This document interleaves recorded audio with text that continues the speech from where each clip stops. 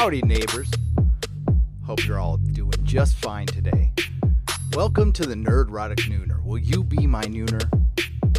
God, I hope so. I could really use one right now. How's everybody doing? Greetings. Welcome to the Nerdrotic Nooner 150,000 subscribers celebration.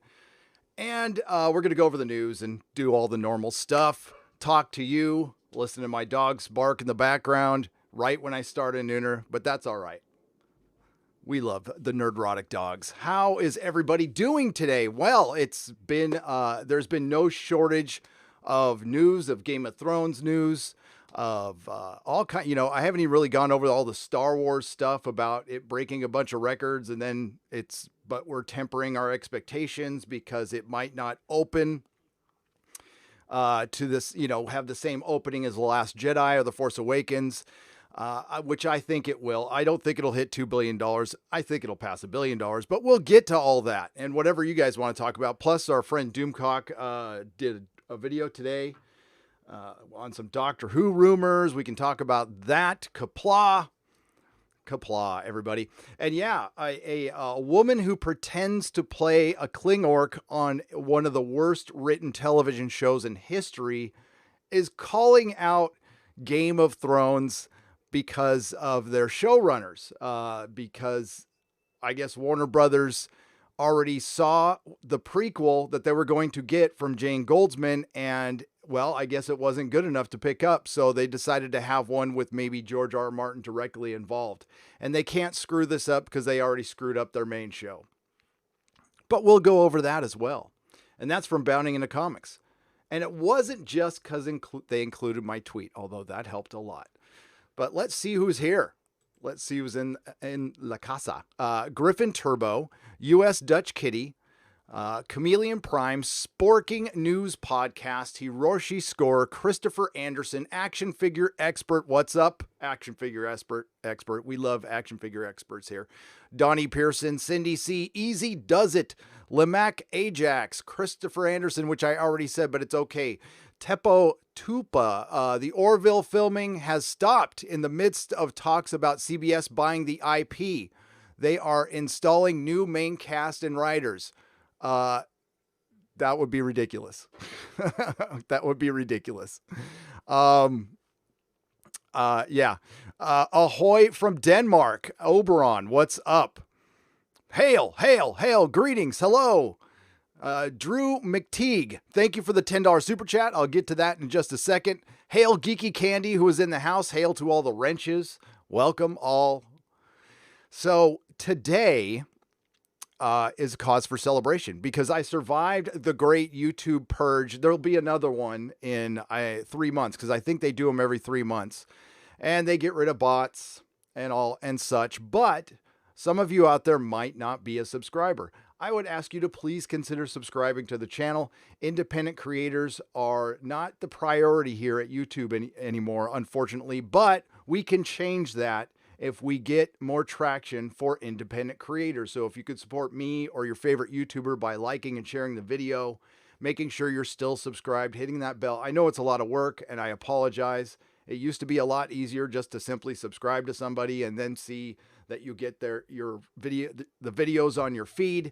But now it's a lot more work, and I thank you all for going through it, and I appreciate it. And I know all the other YouTubers here in the Phantom Menace, they appreciate it as well. We appreciate all of your support. This has been a hell of a ride, no matter how long it lasts. I am loving every minute of this. I never expected this to happen. So a brief summary on where this channel came from, which was, it was a hobby. So you might not have heard, sit back, this is breaking news. I used to own a comic book store and for 10 years here in San Francisco, from 2003 to 2013. It was called the Comic Outpost. It was at 2381 Ocean Avenue. The phone number is 415-239-COMICS, COMX, although I hate comics being spelled with an X. But unfortunately, that's the title that's on the store now from the person who bought it. I sold my store on on December 15th of 2013. That was my last day as the store owner, and I was completely depressed. I was depressed over the set of circumstances, which led to me having to sell the store, which I would love to blame on SJW, Marvel, and DC, but no, it was my fault. It was all my fault. I had a successful store. I was making money. I was able to pay a mortgage here in San Francisco, pay my bills, have a lot of fun, do a lot of traveling, meet a lot of cool people. Tyrese Gibson came to my store. MC Hammer came to my store. Peter Jackson came to my store, and Philippa Boyens, which was brilliant. We had a lot of people. I met a lot of artists, met a lot of creators, became friends with Derek Robertson, had a great time. But as one of the most dangerous things to somebody who's in recovery, I'm speaking of myself, when I stopped going to meetings and I started thinking my farts smelled, like most people here in San Francisco, started loving the smell of my own farts, started thinking I could do no wrong, started thinking I was invincible. So I thought I could go out and start partying again. And while I was at the time a grateful recovering addict, I used to like the crystal meth. Back when it was called crank back in the 80s. It's different stuff now. Really liked booze, really liked the 420, and really liked shrooms and acid. But in the 80s, I really never took up cocaine. So I decided to take that up just to see what it was like. And guess what? It really sucks. It really sucks. So I snorted my way out of business. Had to. Luckily, somebody came in to buy it. Bought it at a discount rate, but I was just going to close it and keep all the stuff and open up later. But I had to get my life in order. So I sold the store and commenced to getting my life in order. It was a rocky beginning, but during this, I wanted to, despite all the crap going on in my life, I still needed my escapism. That's what helps us get through these troubled times, while still, trying to, have a better life and rebuild my life. So a friend, a former co-host who is no longer at the channel, and I decided, let's start a podcast. And there was another friend who was involved too, my friend John Reed. But I had done podcasts at the comic store. It was called We Have Issues. Unfortunately, I had it on, I think I planted the podcast on, I think it was podcast.com, which is no longer around. And all my episodes are gone, which sucks. Because I had a really good episode of a roundtable of comic people talking about the sale of Marvel the day it happened. But I digress. We did our first podcast on January 7th of 2014 at a Starbucks in West Portal. And from there, we did a monthly podcast, then it turned bi-monthly, then it turned weekly, then we started covering TV. But I originally wanted it to be a Game of Thrones channel. I wanted to mainly cover Game of Thrones, the Song of Ice and Fire lore and the show, but I could never get it together. And I was frankly intimidated by the other channels that were out there. So I just stuck to doing a podcast. It was very vanilla. Didn't want to take sides on anything, just report the news, which can work, but you have to have, it's all about personality and it's all about finding your voice. And it took me a long time to find my voice. So did that for 4 years with nobody listening. Had a website, nerdrotic.com. It's still there. And all the old podcasts are still there. Unlike Jeremy, I don't delete any. No, I'm just kidding, Jeremy. I'm just kidding. You deleted the video, Jeremy. Just kidding. So yeah, Snowflame, freaking Snowflame. I thought I was Snowflame for about 6 months. And guess what? I wasn't. I almost ended up like Snowflame, dead. So things happened. I worked a bunch of different jobs. The plan was to get the podcast going so I could have that around and use the comic shop as a platform for the podcast. So I never expected the podcast to go anywhere. It was just kind of something to do while I planned for the store. Then, The Last Jedi happened and the Phantom Menace started forming. Now, before that, let me backtrack a little bit. I saw a couple of videos that were very influential in this channel. One of them was by the World Class Bullshitters, and it was Marvel is literally begging people to buy their comics. There was a channel called Midnight's Edge that every time they drop something, that was one of the first entertainment channels I subscribed to. Was him, Midnight's Edge and Emergency Awesome. Got to say, Charlie was a little bit influential as well. And then a guy came along named Diversity in Comics, and he did a video on, I believe the title was Captain Marvel Is Everything Wrong with Marvel Comics. Now, the reason I started dipping into these channels was I wanted to get the lay of the land of the comic industry, because after I sold the shop, I took a year off of comics. I didn't read anything. I needed a break. That's the first time I've done that since I was 5 or 6. I've read comics all my life, but I really wanted to become a fan again. And towards the end, I wasn't a fan. Unfortunately, if you work professionally in something you love, you will learn not to love it. Especially, I was such a Marvel guy, and 10 years after, dealing with Marvel, I couldn't stand them as a company. And I didn't think Disney would be any better when they purchased them. I just didn't. I knew Disney let some of their companies run autonomously, and I didn't think anything would change. So I started becoming more of a DC guy because they were much more respectful to comic shops. They had a guy named Bob Wayne who used to own a comic shop, who was kind of like their outside rep, and he talked to people, and he was really cool. And there was just a lot of good people at DC. They're willing to work with you, and they were just nice.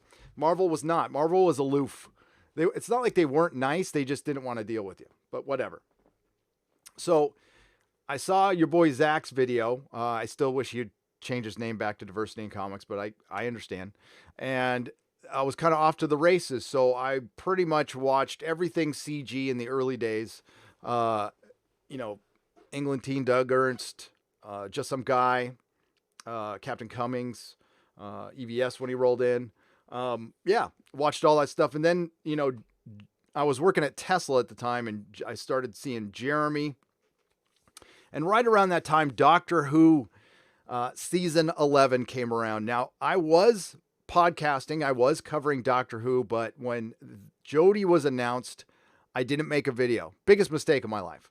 I had the biggest, probably the worst nerd rage I've had since Gwen Stacy's death in Amazing Spider-Man 2, where I embarrassed my entire family by screaming in the theater and had to walk out in a total embarrassment. Not a great moment of my life. But when that happened, I was sitting here with my son, and he just got up and said, "Well, I don't like Doctor Who anymore," and walked out. And this room used to be filled just all Doctor Who, and I took everything down. It was, I had quite a fit. Quite a little nerd rage, but I didn't make a video, and I kept my mouth shut about it.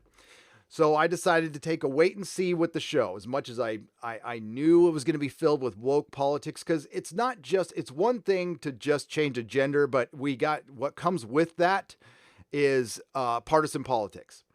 So I knew that was going to happen. We already saw it happening. It was pretty bad already, and I couldn't imagine it would get any worse. And it did. But I tried to give it a chance. I truly did. The first episode, I even admitted going, it was the first episode, which still is the best episode of Jodie Whittaker's era. It was okay, but you could see it was like, man, it was, ooh. If you watch Class, that spinoff, it was a lot like Class, was just awful. Then it got worse and worse. And by episode 4, Arachnids in the UK, when they had Mr. Big playing the Orange Man stand-in, who liked to shoot things because when you're in the UK, you always carry your gun and just randomly shoot things. And it was just an awful episode. They couldn't even have giant spiders as villains. They kept apologizing. They kept on saying the spiders don't normally act like this to appease PETA. Because, and this is why, and I'll get to my point with this. This is why entertainment is impossible nowadays, because you always have some political faction being victimized. So the only thing you can write basically is white man being bad or nothing or circumstances. You're going to have superheroes fighting, I don't know, weather or something. But even that, the environmentalists will go, well, weather. So Doctor Who got bad, and I just started speaking my mind about it. I said, screw it. I'm going to speak my mind about it. I don't care. And it connected with a lot of people. I think with Doctor Who, more than Star Trek, more than Star Wars, Doctor Who was affected the worst because your main character gender was swapped out, and then it was just filled with politics, and a show that truly was for everyone. And as I've said before, I had viewing parties at my store. The store would be packed with families, all makes of life, all shapes and sizes. It's San Francisco, and people loved it. Not anymore, though. Now it's just this hateful, boring thing. And covered every episode. It was tough. And this was, Star Trek Discovery was on. I was covering that, and I got traction from that as well. Funny thing was, I was covering Game of Thrones, and nobody was watching that. Had a little success with The Expanse, too. I covered The Expanse, and that's the one positive thing. It sucked, but my first video to really get a lot of traction was when they got canceled, which sucked. But then we did the whole Save the Expanse thing, and that was fun. That was probably the most fun I've had at this channel. A lot of the stuff is fun, but not that fun. Then, I did a Last Jedi review. It was me and my co-host, and he liked it. I did not. The only thing I can remember saying out of it, and I had a beardless face, was it was an abomination. And I kept saying that over and over again. And what they did to Luke was unforgivable. And I'm done with Star Wars. And it killed anything I had for Star Wars. And that has not changed to this day. I don't have feelings when it comes to Star Wars. It's not even hate. It's apathy. It is, I don't give a fuck. So when I saw The Mandalorian, and this confirmed it, when I watched the Mandalorian trailer, the trailer was good. But it didn't inspire any feeling in me whatsoever. It was like watching a good trailer for CSI to me. I'm like, okay, it looks quality. It looks quality. Not anything I'm going to ever be passionate about, but yeah, that's the way it is. So channel started getting traction, and I made some friends, got a lot of shout outs. Jeremy was instrumental. Jeff, Doomcock Doomcock and I have been friends since we had just a few thousand subscribers, and it's been a lot of fun, being friends with Doomcock, and our channels are growing together. It's awesome, and I love every bit of success he has. He should have more subs than me. I don't know why he doesn't. I think it's a YouTube thing, and it might have something to do with his name. I don't think he should ever change his name. He should just, I think he has more adversity than I do, but that also, lends to his quality and what he does. So he'll eventually get there. He'll totally eventually get there and pass me up. And I will be happy as hell when it happens. Seeing Jeremy grow, Jeff, all the new people in the Phantom Menace. It's a lot of fun. We have a lot of different voices here. Seeing, Mary and Geeky Candy succeed. Seeing RK Outpost is awesome, man. I knew that guy was going to do good. The minute I talked to him at our meetup, I'm like, this guy's got the thing. Whatever the thing is for YouTube, he's got the thing, and he is brilliant. There's so many. I know I'm missing people, but I mean, it's been a hell of a ride. So the one positive we can take out of all of this is we found each other. And the great thing about the Phantom Menace, unfortunately, with Comicsgate, due to circumstances that were beyond their control, because it was kind of, Comicsgate came off of, and I'm not an expert in this, but it came off the tail end of Gamergate. They don't have anything to do with each other, by the way. They're completely different things.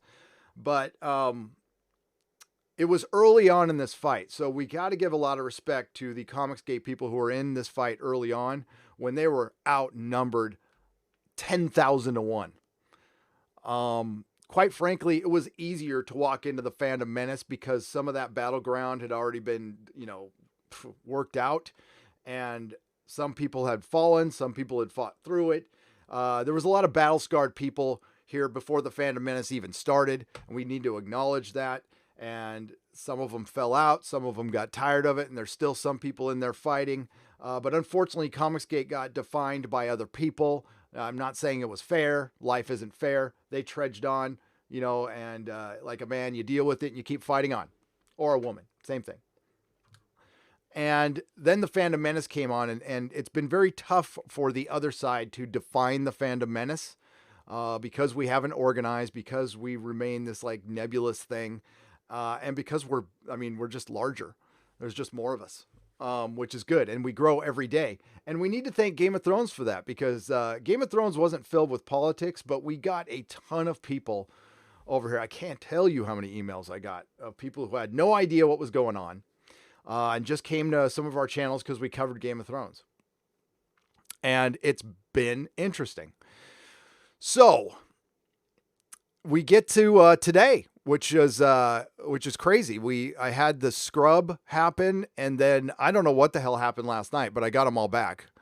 I don't know if YouTube gave them back or somebody liked one of my videos. I don't know, but I'm not going to question it. Thank you very much. Thank you. Thank you, everybody. Thank you all. Thank you to my mods. Thank you to all the subscribers. Thank you to my co-hosts who helped start this channel, who unfortunately did not see my vision, but that's okay. It's hard to see somebody's vision when you're not in that person's head. But I don't hold any grudges. Shit happens, and we move on. But we have an article here. I want to get to some chats. Oh, there's RK Outpost right there. See, I knew I'd get a super chat out of you for that. No, I'm just kidding. Monetize it. Let's, oh my goodness gracious me. We're going to get a couple super chats in. I want to get to the chat too. We're going to go bouncing forth. So, I'm not ignoring you guys. And then we're going to get to the Bounding into Comics article where somebody who's pretending to be a Klingon thinks they can call out Warner Brothers and AT&T.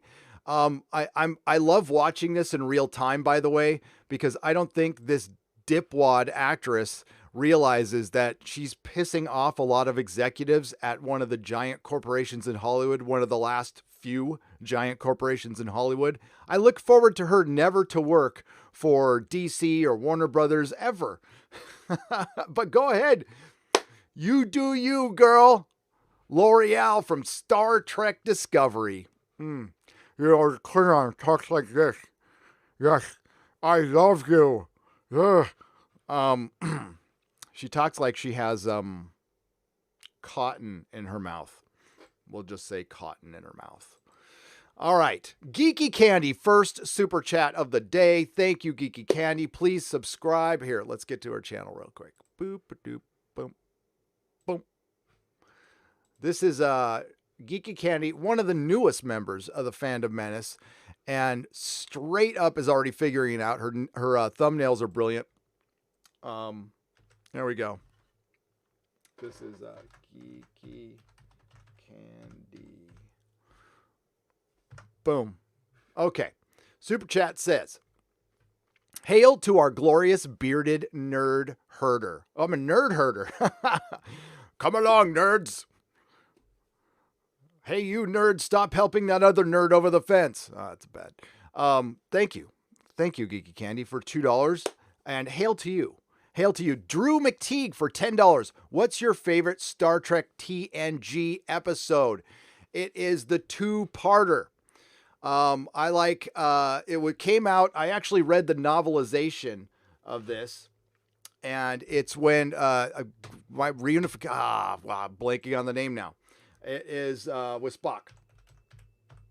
When they find him on Romulus, and he's been trying to, because it coincided with Undiscovered Country, and they were supposed to mirror each other. And I don't know if you remember or not, but a lot of people were predicting Kirk was going to die in Undiscovered Country.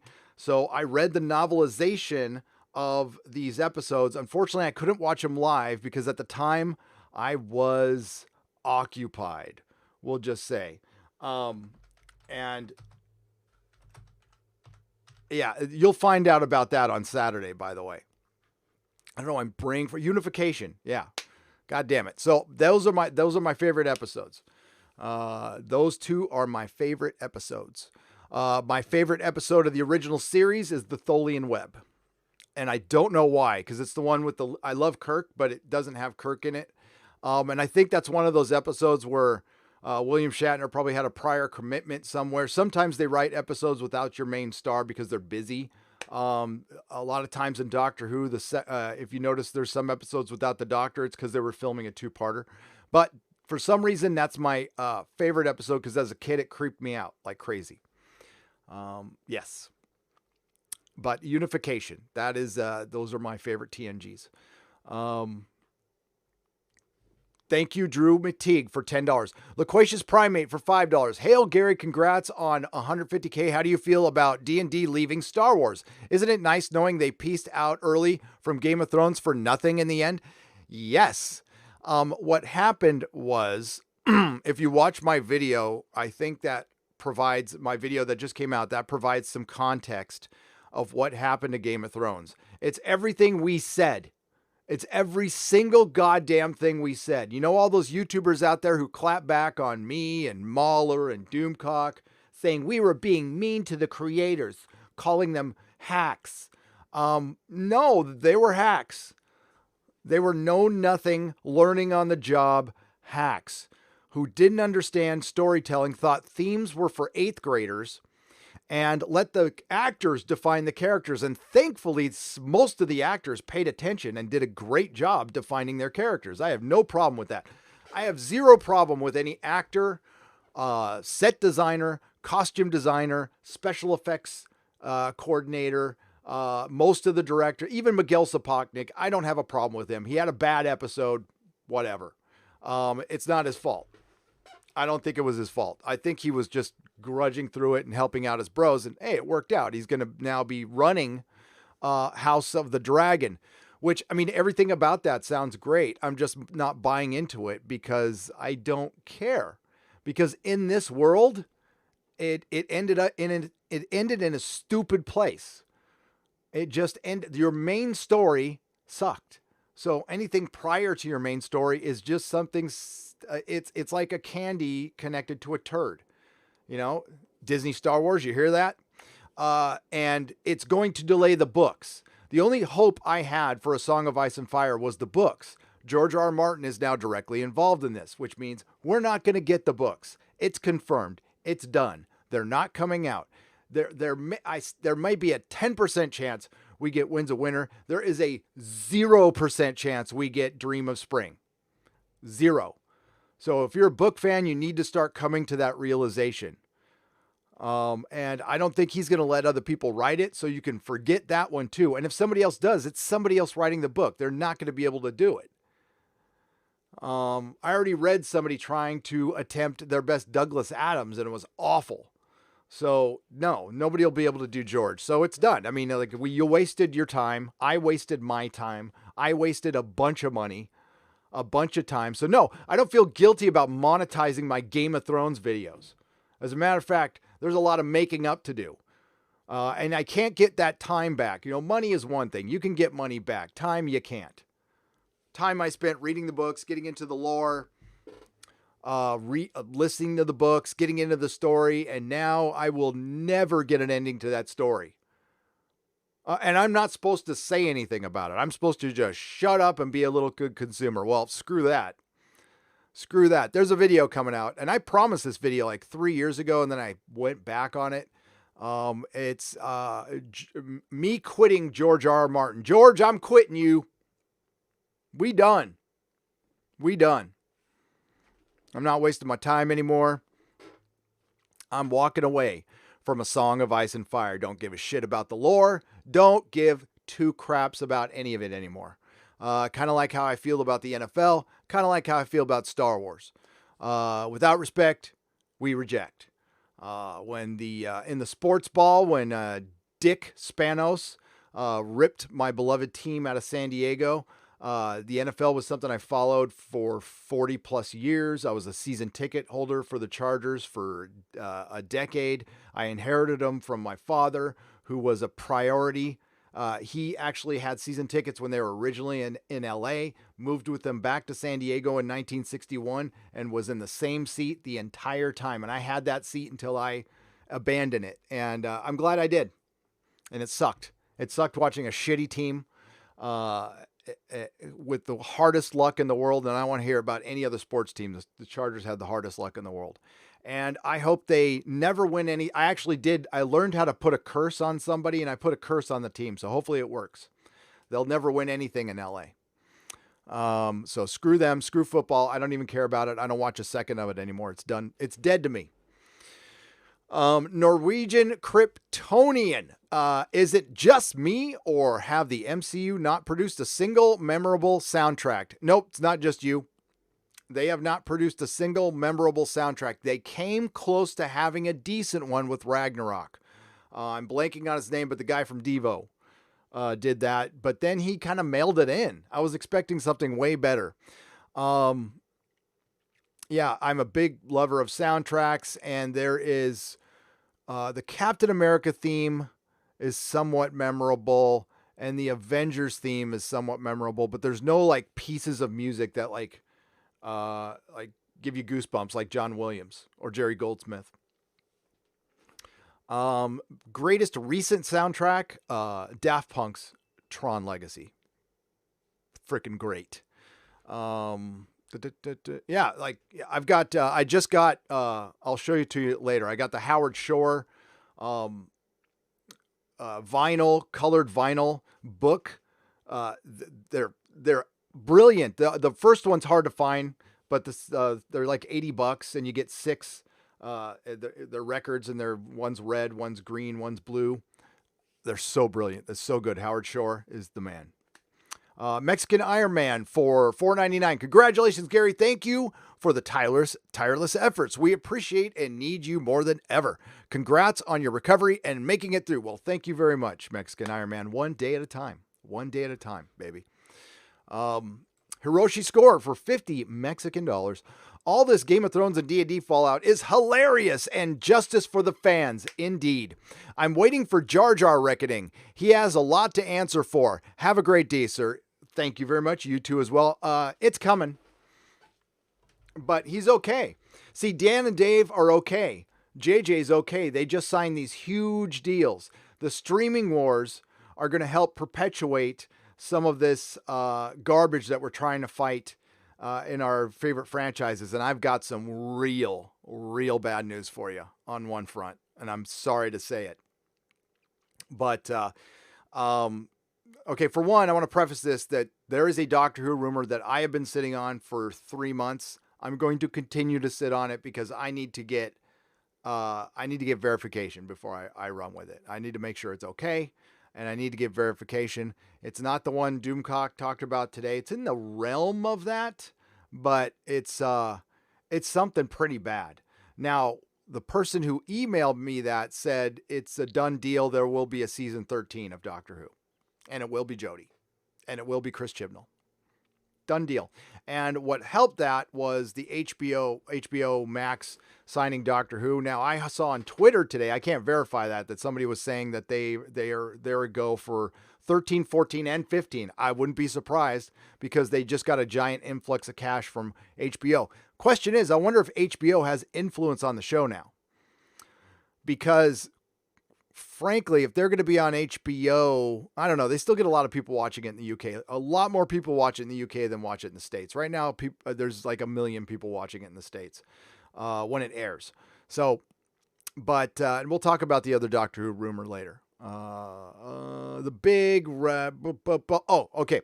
Hiroshi Score, thank you again. The Big Red Bear for Canadian $5. The trash fire that is Warner Brothers is going to regret signing J.J. Abrams to ruin DC movies, especially after they just came off the movie of the year. And there has to be people rethinking that. There has to be some people going, ooh, we should really rethink starting a cinematic universe. I think DC would be smart to do a bunch of one-offs first. And you know what? You don't have to definitively say if it's in the same universe or not. We can just, You know, you can do like little hints or whatever, but there has to be no connectivity in the beginning because they need to go back to basics and to get things right. And Joker just did that for him. The Joker was a gift. I don't think they ever thought they would make that much money. I never thought it would make that much money. Thank you, Big Red Bear. Joe Lau for 25, is that Hong Kong dollars? Hong Kong HK? If you're in Hong Kong, be safe. All right. Be safe. The revolution of our time. Hail Gary, my favorite YouTuber. Congrats on 152,000. Is it 152 already? Wow. Damn. Looking forward to 200,000. Also, you want to hail Doomcock too. You both are the best. Blue waffle to Jer. Blue waffle. Do not Google that. We hail Doomcock. Always. That is a constant here. Congrats to my buddy. The Zardoz for $50. Whoa. Thank you, the Zardoz. I'm sorry you just got put in the Fox vault by Disney. Much like what they have done in the university system, SJWs are using the entertainment business to propagandize people. True. Free speech and being allowed to have unfettered exchange of ideas keeps a civilization unshackled and free. Keep up the good work. Exactly. Free speech. There is a group of people who want to make free speech a partisan issue. That's dangerous. And that's, you want to talk about wrong side of history. I mean, there is no, that's just the wrong side of history. I can't even get my head around why you would want to suppress free speech, unless you just want to be a citizen with a number in a gray jumpsuit, walking to your preordained job by the government. Yeah, I don't really understand if that's, we're not a hive mind, unfortunately. And there's not a lot of self-expression in a state where the government is God and and we denounce the individual. Is individualism perfect? No. Are we going to get perfection? No. Progress, not perfection. Those are good. That's a good phrase from recovery that I try to enact in my life every day. We try to practice these principles in all of our affairs. I'm not perfect at it, but yeah. Ryan Cannell, RK Outpost, my boy, you're my boy, Blue, for $5. Humbled by the kind words, Gary. Thank you for the encouragement and the inspiration. You are welcome, man. Dude, you got it. I have no advice to give you. You are doing just fine. Let me put it this way. You grew a lot faster than I did. Like I said, it was 4 years. Jared W. for $19.99. I found your channel while searching for honest reviews about the dumpster fire that's HBO's Watchmen, and luckily I found you and so much more. Keep up the good work, dude. I'm a huge fan. Jared W., thank you. My apologies to everyone. My Watchmen review, screw it. Screw the algorithm. It'll be out tomorrow. It'll be late, but I got to make up for it. But I really want to get in the weeds on this one. But guess what? All that stuff Doomcock and I were missing, that we had people constantly tell us, it was on a website. You should have read it. Oh, really? Is that good storytelling? I have to read a website to get all the background information I'm looking for a TV show? Well, it's just like Westworld. No, it wasn't like Westworld. I watched Westworld. I felt like I got all the information I needed as the story was progressing. I got pretty much a lay of the land. Some stuff was left a mystery. There was a Delos website, but it was very, ambiguous and stuff. This one straight up just fills in blanks that the story should tell. I shouldn't have to read a comic. I shouldn't have to read a book. I shouldn't have to go to a website. I shouldn't have to watch a web prequel. No, I should get all the information I need in a film. Now, if you want to do all those other things as fluff, that's great. That's fine. I like that when it's a good movie. But it shouldn't have necessary information like the origins of the Knights of Ren, or where Snoke came from, or where the Emperor's been, or who the hell Rey is. Yeah. I mean, we are 2 movies in. We don't know Rey's last name. We know she's capable. We know she doesn't like her handheld. She's really good at the Force. She has 2 facial expressions. She can run. And and we know her first name. That's it. Oh, and she can fly. Like Bear, nerd fun for $2. Gary, we are one big family and you inspire me every day. You guys inspire me. You keep this thing going. I love live streaming. I'm sorry the Nerdrotic Nooners have been inconsistent, but I can't promise the time will be right, but they're going to be Monday and Wednesday from here on out. And of course we have Friday Night Tights, which we probably got to get RK Outpost on again, which is turned into a great show. Only took me 2 years to get that going. Payola RL for $4.99, £4.99. Game of Thrones broke my heart. Wokeness and PC culture enrage me like I can't even tell. But your channel helps. Your work is remarkable, and I appreciate it so much. Paola, thank you so much. And I appreciate you. You've been around for a while now. And yes, hail to all of my friends in Europe. Hopefully, very soon, I can do a meetup up there. If you're interested. If you're not, that's cool. But your European meetup is happening within the next 6 months. Gunnar Renee Oy for 50 Norwegian crowns. Sounds like Russell Greer might want to take that Klingon lady to the Olive Garden. Ha! If he's given up on Taylor Swift, that is. Ha! Let's get to that, shall we? Shall we? Let's get to that. L'Oreal, who plays Laurel, or I'm Laurel, and I talk like this because I have 60 pounds of makeup on my face, and I forced myself on a human, and I'm the first Klingon to explode my breasts.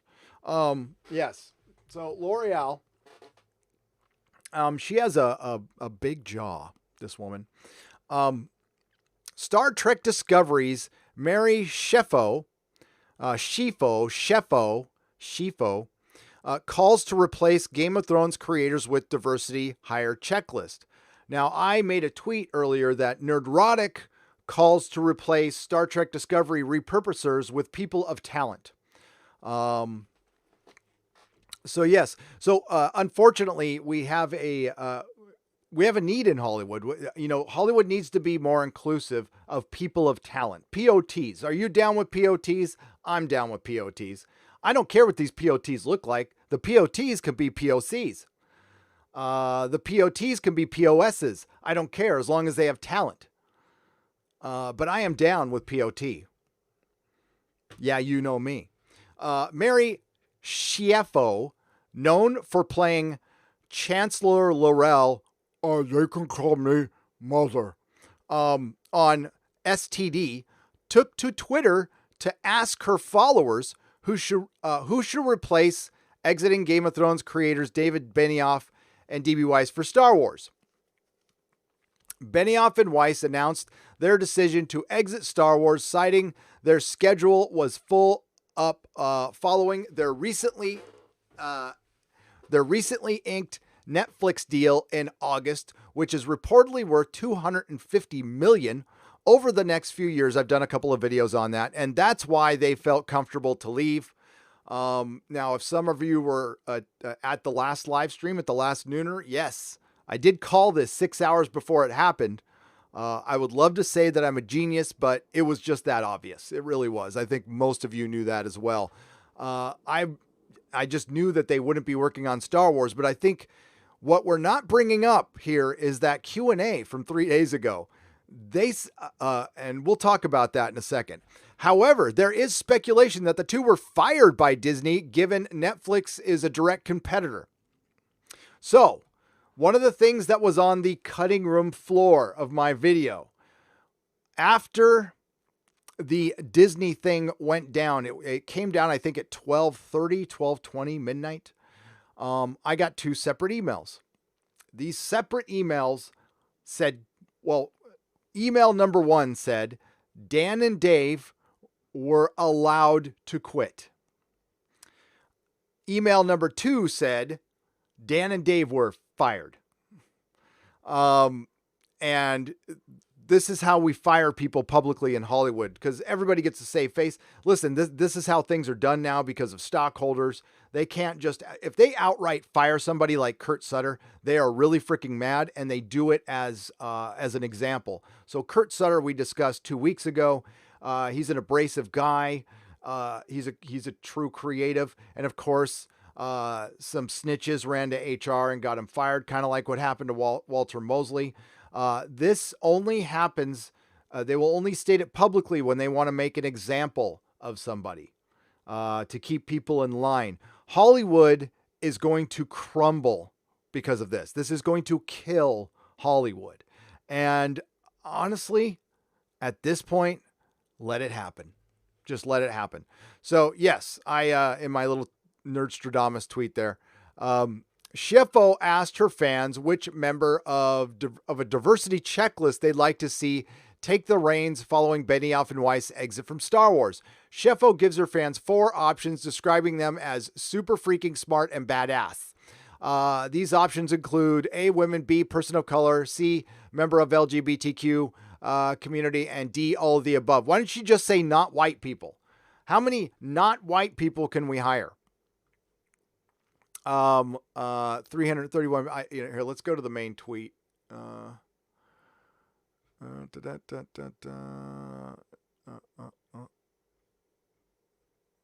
can't find it. Oh, here it is right there. She got 71 retweets and 582 likes. I'm guessing not a lot of people know who she is. This is a big star and a big popular show, everybody. How come nobody knows? Yeah, that's pretty bad. That's pretty bad. But Star Trek Discovery is hugely popular. All right, so here we go. Sheffo's tweet was criticized by a number of people for being bigoted, racist, and sexist, which it was. Others pointed out Disney and Lucasfilm should look for more the most qualified person rather than superficial traits. So the Game of Thrones creators for House of Dragon, again, are Ryan Condell, who by all accounts is, Colony, by all accounts is a good showrunner, but I don't know.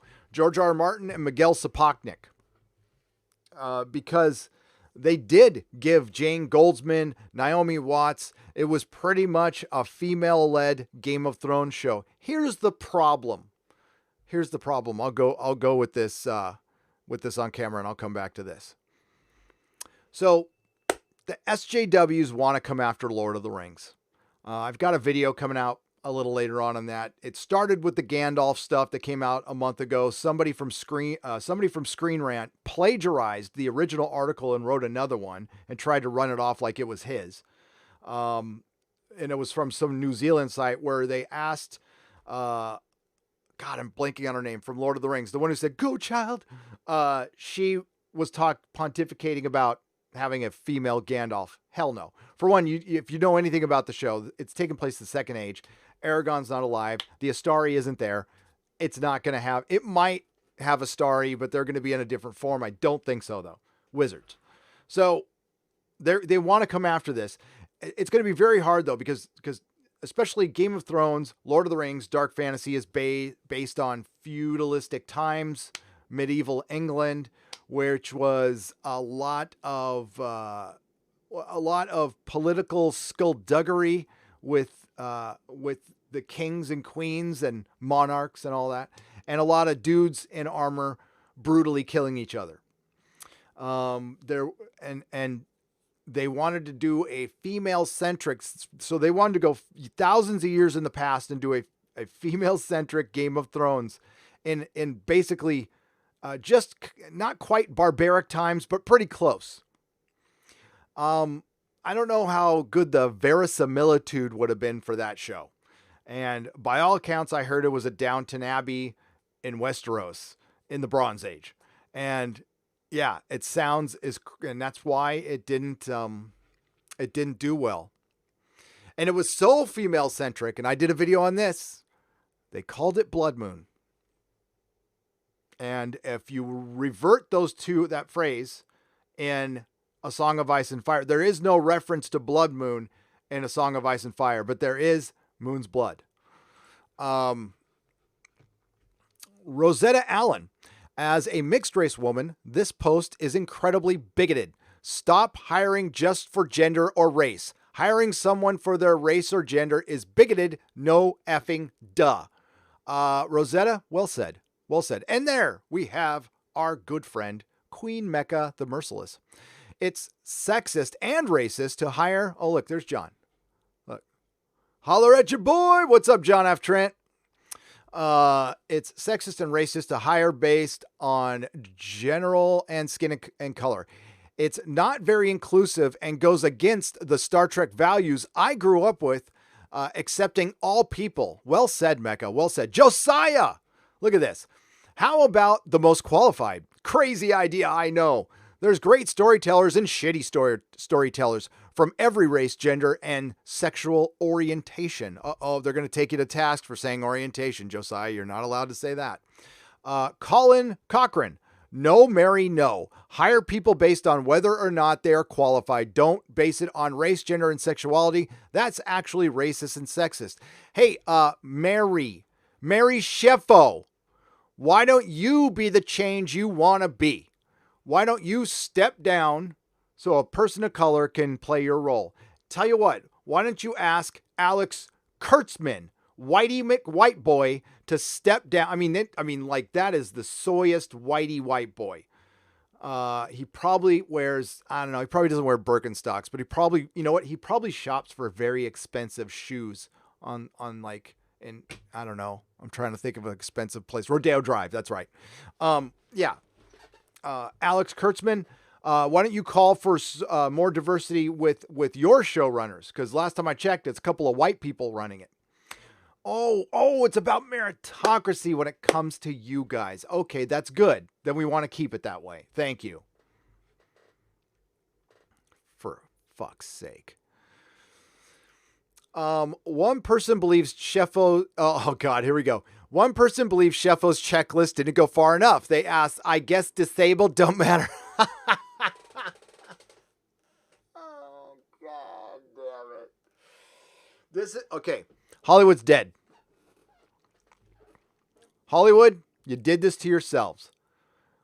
You let the wolf in the door. The thing is, Hollywood's what they're trying to do is monetize their apology. That's what they're doing. They're monetizing their apology to all the women that were disgraced, dishonored, abused. This came from a real place. Me Too Time's Up came from a real place. A lot of women were treated horribly by some horrible men. And guess what? There was a lot of horrible women who helped those horrible men. And there are still a lot of horrible people in Hollywood. It's a little feudalistic, not a feudalistic. It's like a bunch of mini dictatorships. That's kind of that's the culture there.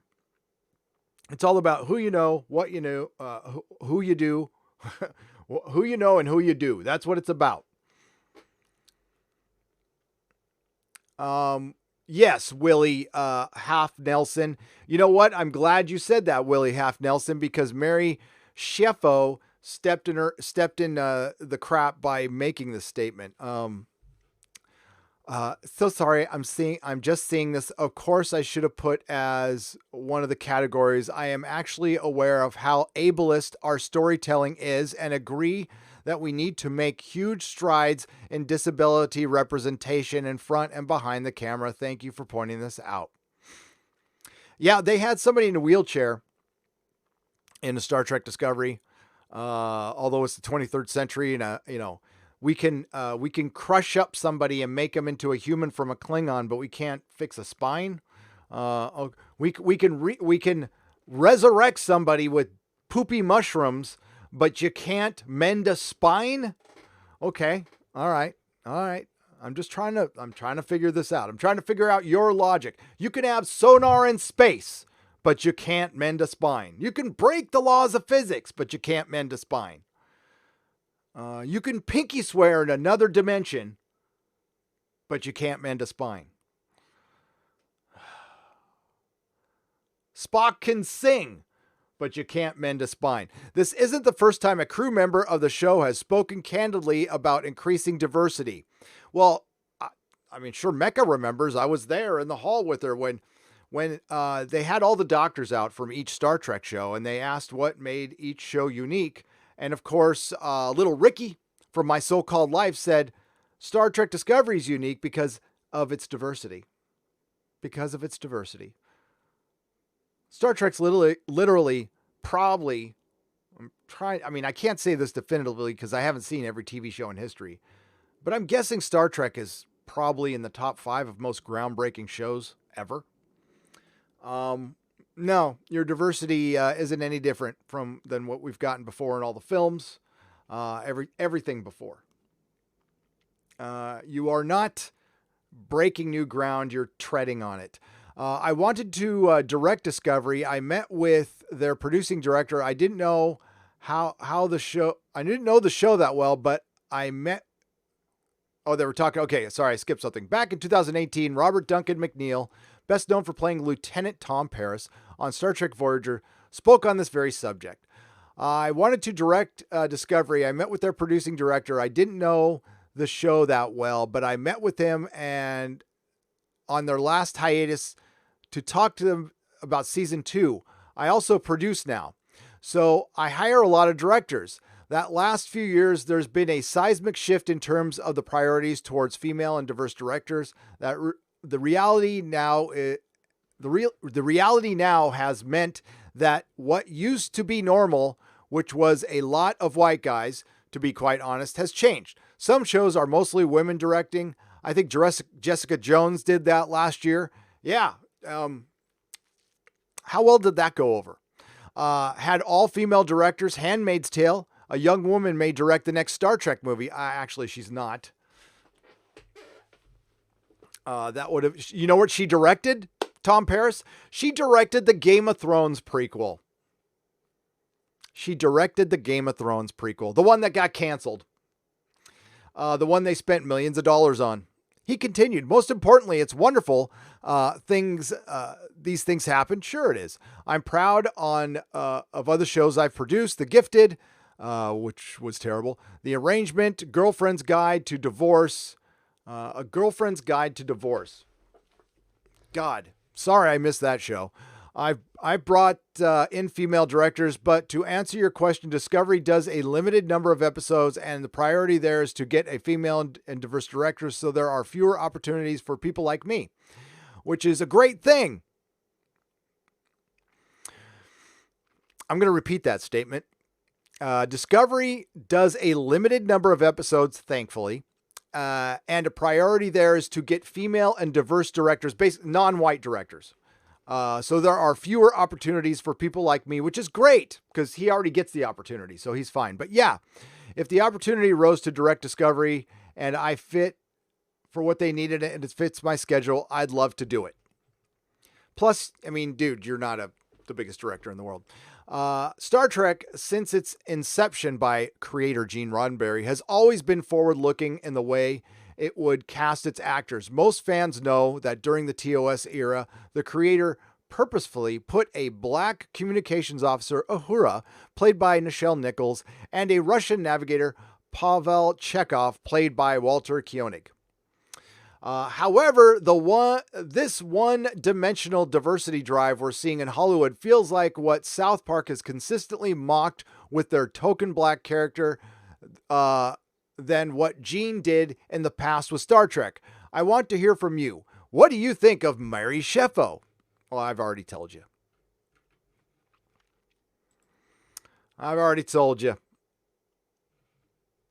So, yeah, it's, that chat is bugging. Look at that. We're going backwards, folks, and you need to look no further than the term person of color.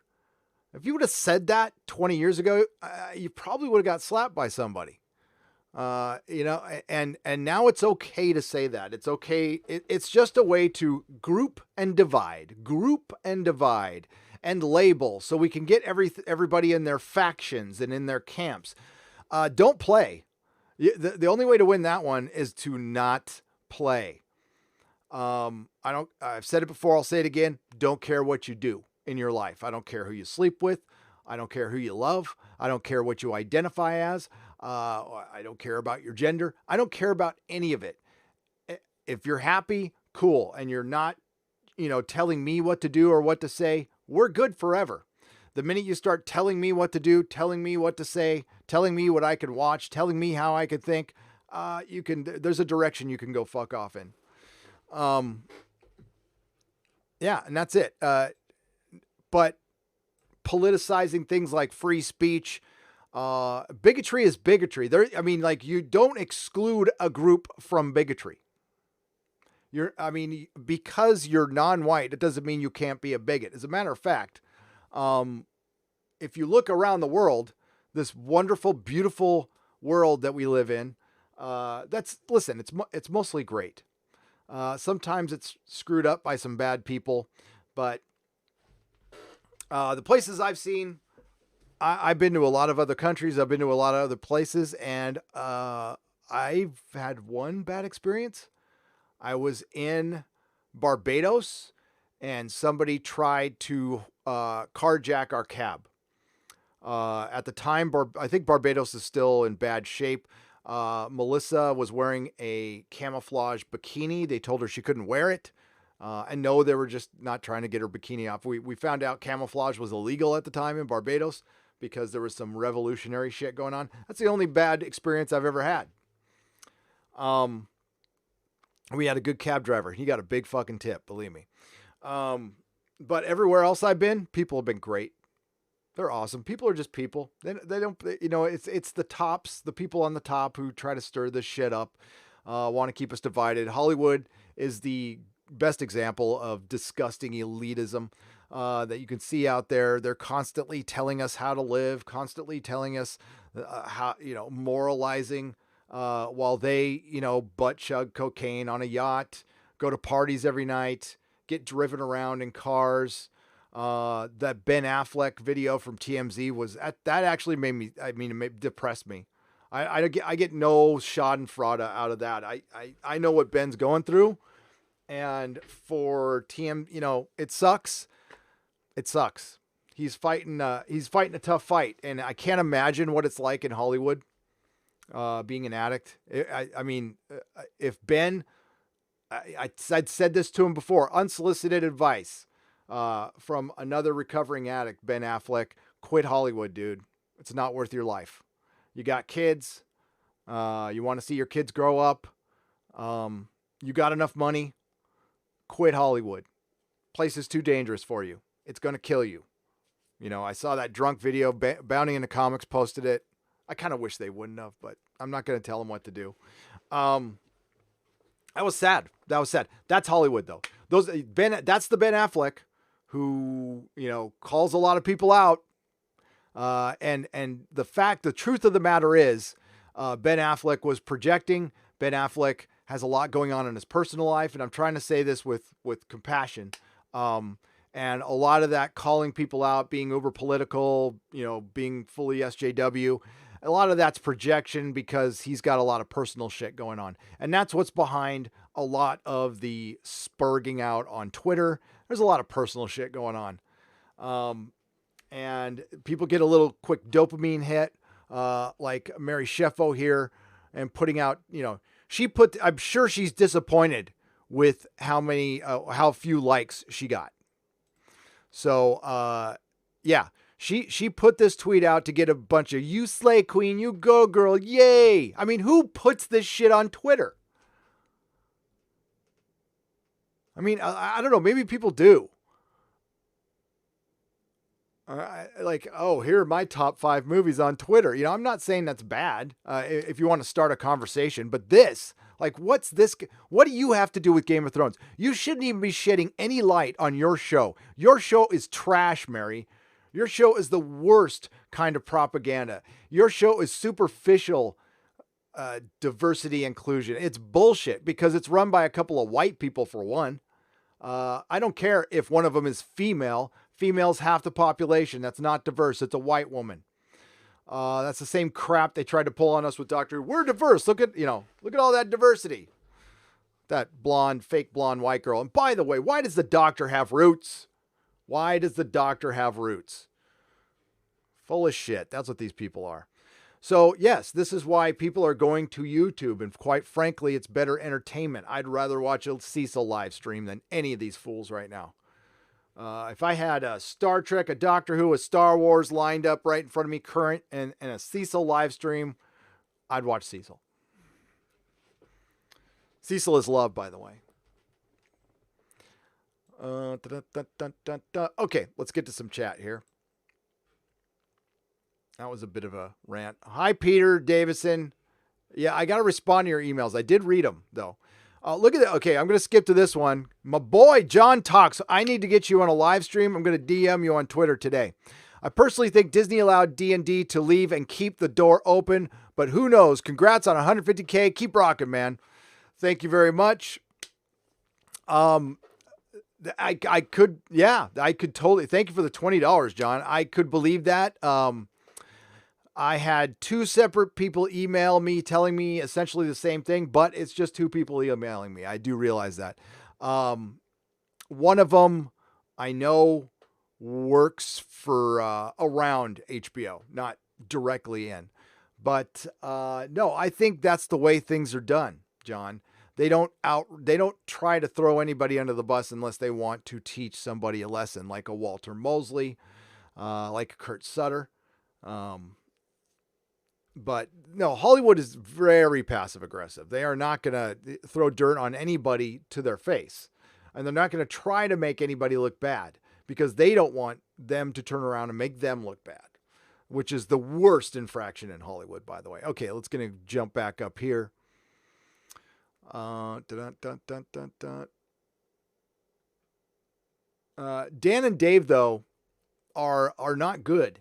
You don't want them writing Star Wars. You don't want them writing anything. Unless they're adapting George R. Martin material, you don't want them around. And believe me, Disney was like, whoo, dodged a bullet there. And Netflix is like, can we get that $250 million back, please? Dan and Dave are terrible. We saw the finished product. It is confirmed. Sir Ruin of House Roundhead for $5. What's up, P? Maybe HBO actually wants to make good TV again by canceling the Long Night prequel. Also, Dan and Dave kind of forgot about their Star Wars films. I guess they did. I guess they did. Thank you, Sir Ruin of House Roundhead for $5. Kelly Nicklin for £10. Not surprised at the lack of STD representation at the UK Star Trek convention last weekend. Very few STD outfits and actors. And I'm glad you're telling. Thank you, Kelly. I was wondering about that. Just the way it should be. Chose to wear my Seth Trek t-shirt this year. Hell yeah. Perfect. Thank you, Kelly, and thanks for reporting in. And that's exactly what I saw at Star Trek Las Vegas, where all the hardcore Star Trek fans went, supposedly. If you're not interested in Game of Thrones, look at Wizards of Earthsea, the books particularly. Thank you, Peter Davidson, and say hello to Mum for Australian $5. He's got the TARDIS back. He's got the TARDIS back on his avatar. That's good. Gunnar Rene Oy for 20 Norwegian crowns. Avengers in kazoo version is a cultural icon. That would be good. I need to get a kazoo, by the way. I play a mean kazoo. Peter Davison, Australian $5. Please, did you receive your presents as Mecca had her True Australian Ghost Stories book returned? What? I've got my box of stuff right here. I'll look in it. Ben Hermans for £50. I thought I got it, Peter Davison. Ben Hermans for £50 and no comment. Thank you, Ben. I greatly appreciate it. Cheers to you, Ben. John Thomas for $10. I'm with you on George R. R. Martin. I knew it was done when the show started and he said he let D&D take over. I knew right then the books were dead. I believe he killed off so many characters he didn't know how to end it. No, he doesn't. I like the last two books, but he clearly lost it and he doesn't want to finish it. Anybody who wants to finish something eventually gets around to it. I'm the last person to really get on somebody about passing up a deadline, but a decade. Come on, bro. It's a book and a lot of it was written. Yeah, folks, a lot of the Winds of Winter was already written. He cut out a bunch of chapters from A Dance with Dragons. Listen, how many sample chapters are out there already? 9? Something like 9. And there's more than that. But it's a Trap Productions for $5. I got to move the window. My camera's in the way. Hail, Gary. If you ever find George Lucas's original sequel outline, send them my way. I'll make them into an animated movie. Sent an email about this. And if anybody's out there and you have the original treatments, a copy of the original treatments, please send it to Gary@nerdrotic.com. I will keep you anonymous, as always. If you have any information. Now, with rumors, I run with, I don't judge anybody for running with them, and I'll run with them myself, but I only run with the rumor if I hear it from two people. A similar thing from two people, or I'm not going to run with it. Cause I have to keep you anonymous and I'm putting my ass on the line for one, you're not going to get any serious trouble for running with a rumor that's not true, but technically you could. Technically you can get in a lot of trouble, but the thing is the big franchises aren't going to sue everybody.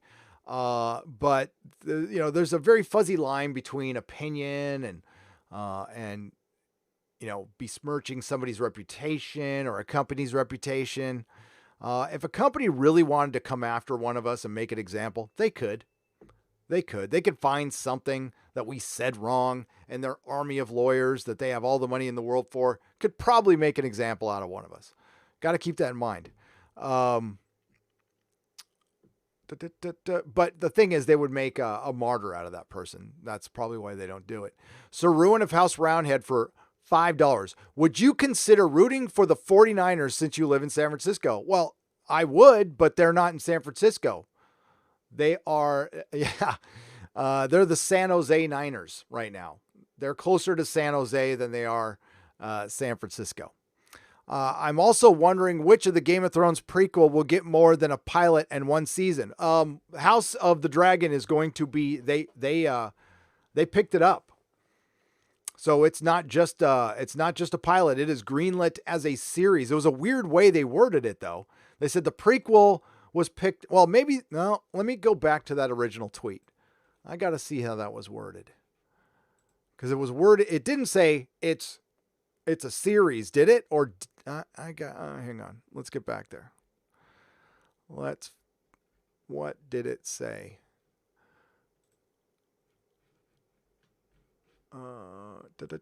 Okay.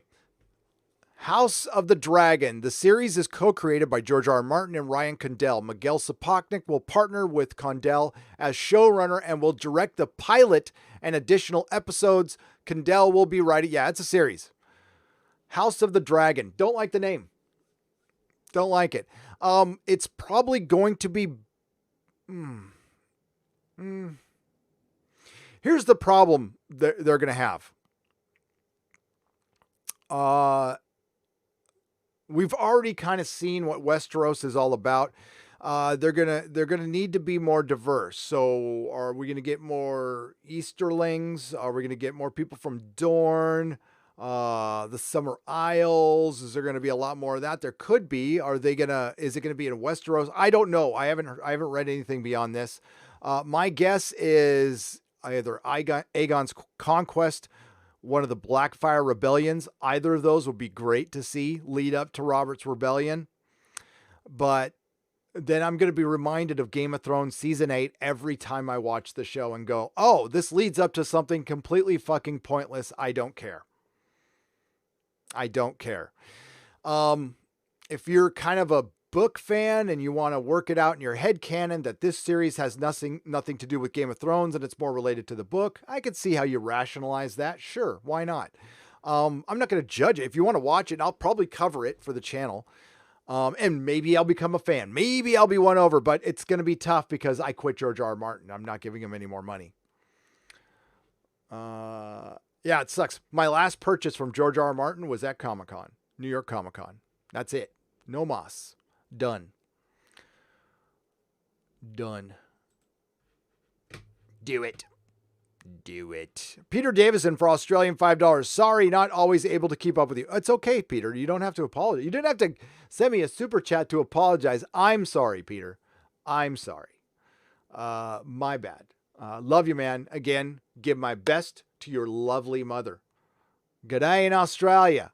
Loquacious Primate for $5. I'm emailing you the address of my fig tree. If you still wanted a hook to hook a primate up with a copy of Watchmen, as I yet have read it. Congrats again. Yes, email me your address. Done. I actually have like multiple copies of it. I can part with one. Mark C, what's up, brother? $5. Check out the soundtrack for Iron Man 3. Brian Tyler composed it. It's my favorite MCU score. It's okay.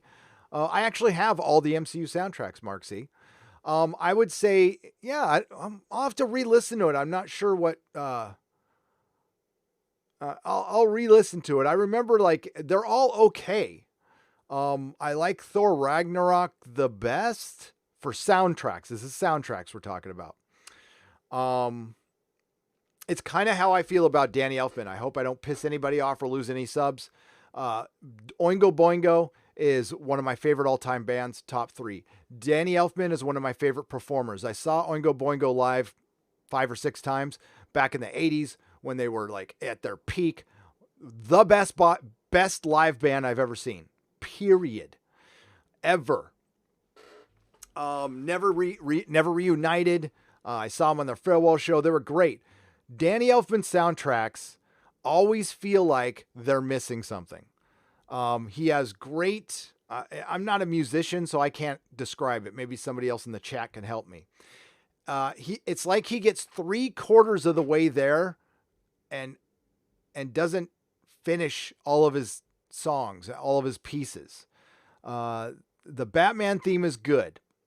He has a lot of good themes, but you get into the depth of his soundtracks and he doesn't complete the piece. There's not a lot of feeling. There's a lot of movement. There's a lot going on, but there's nothing that Danny Elfman has done that, Big Fish, maybe, that really like tugs at your heart. But maybe I'm being a little hard on him because, John Williams. But no, you know who's great? Murray Gold. Murray Gold is gold. His soundtracks for Doctor Who season 1. I mean, it's a little rough because he didn't have a lot of money, but especially season 3 to season 6, those are beautiful soundtracks that I listen to all the time. Just as good as any film, better than any Marvel movie. Murray Gold. Season 3 is my favorite year, and I love the 11th Doctor's theme is awesome. I learned how to play that on bass. But I'll check it out for you, Mark C. Peter Davison, Australian $5. I meant I'm being run of my feet. Okay. Peter Davison, thank you for the Australian $5. Shane Wise for $3.99. The Orville is better Star Trek than Star Trek. That is a fact, Shane. That is a fact. Thank you for the $3.99. Mark Smith, what's up, my friend? $4.99. Congratulations on 150,000. You and Doomcock make an awesome team. Hail to you both. How did you two meet? Thank you, Mark. Again, I appreciate the kind words. We met on the YouTubes. We had it's sad and funny and sad. We had a mutual subscriber who used to be very vocal in our chat, but she did not like the direction our channels went. When we started speaking our mind, we lost Viking Bitch. So, and I wish Viking Bitch nothing but the best. I love her. I know she's had some health issues, and I worry about her. But she's actually pretty cool. She's a fan of Venture Brothers, but she got us together. She got us talking. So that was it. Psycho Dwarf 9 for $5. Suppression of rights may be voted in, but must be forced out. Is that which suppression? I'm not surprised, Psycho Dwarf 9. I was just watching the Dave Cullen video of what the hell's going on in Ireland. I feel for you guys. Just know some of us out here wish we could do something to help you, but you're welcome here. Anybody from Ireland who wants to come to America, come on over. Come on.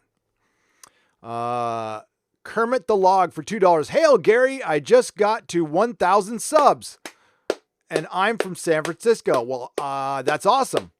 I know that, by the way. And congrats on 1,000. I remember when I got the 1,000. It's a big deal. That's a huge accomplishment, Kermit. Well done. No 4 for 10 pounds. How do these people think TV shows and movies they make are honestly good? I don't really get it. Well, it's because they're surrounded, and that's a good question. Nova, it says Nova, sorry. It's because they surround themselves with sycophants. And John Talks, again, thank you for the $20. We will get you on a live stream soon. If you want to come on this Friday, 5 p.m. Pacific time, I'll leave a slot open for you. Let me know. Wayward Astronaut for $5. Literal monkeys on typewriters would be an upgrade to everyone who's worked on Disney Star Wars thus far. Congrats on 150K, Gary. Wayward, you are correct. You are correct. I don't know how they came up with the plots they did for the new trilogy from a story group. I can't believe multiple people is the worst. You know what's worse? My review's coming out in the next 24 hours. Terminator Dark Fate. Terminator Dark Fate had no less than 9 people working on the writing of that movie. 9 fucking people wrote that movie. There's probably, there's supposed to be a page of script for every minute. There is 25 minutes of dialogue, 30. I mean, there's a lot of action. It's a lot of busy, nonsensical action. Some of it looks okay. Some of it does not. It's not extraordinarily bad, but it's not extraordinary. But yeah, 9 people worked on that. So these story groups and writing shit by committee, it sucks. Peter Davison for Australian $10. One of the political party leaders in Australia I met said, "It's who you know, then what you know about them." Oh, that's good. That's good, Peter Davison. And true. Especially since most of the people we end up electing end up getting caught naked, giving their assistant a back rub. Who's this, which is one of our California representatives did.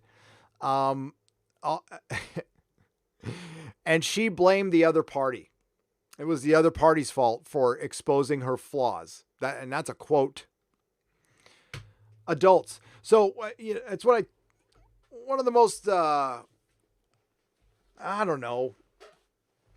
disappointing thing about growing up was the day, and every adult has gone through it, the day you realize that adults are essentially just kids with more consequences and higher rent. That's it. Congress is high school. It just so happens that their decisions kill thousands of people, put thousands of people home, make them homeless, and cost a lot of people money while they're having the party of their lives up there on our dime. I don't care if you agree with the Orange Man or not. I always thought the swamp was a very good description. Peter Davison, Australian $10. Gary, read the Rabbi's Cat graphic novel. The rabbi said to the cat that the cat's rights started and stopped where other rights start and stops. I will read that. Sounds interesting. Thank you, Peter Davison, for Australian $10. Adam Wolford for $2. Watching you is better than STD and Star Wars and Doctor and Doc. Thank you. Thank you, Adam. Honestly, I'd rather watch you if you start a channel. Samu Ray for $2. Need new word than snowflake. How about wokeflake? Done. Yeah, snowflake doesn't. It's not. I don't know. It's so 2015. I'm really kind of hung up on my people of talent. I like that one. I was very proud of myself. Now, I probably didn't come up with it, but let me think I did. Let me roll with that. People of talent. POTs.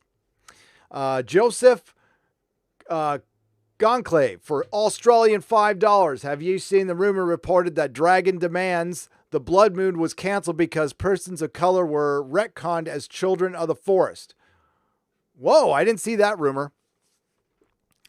Well, a person of color. Okay, let me read that. You've seen the rumor reported that the Dragon Demands that Blood Moon was canceled because persons of color were retconned as children of the forest.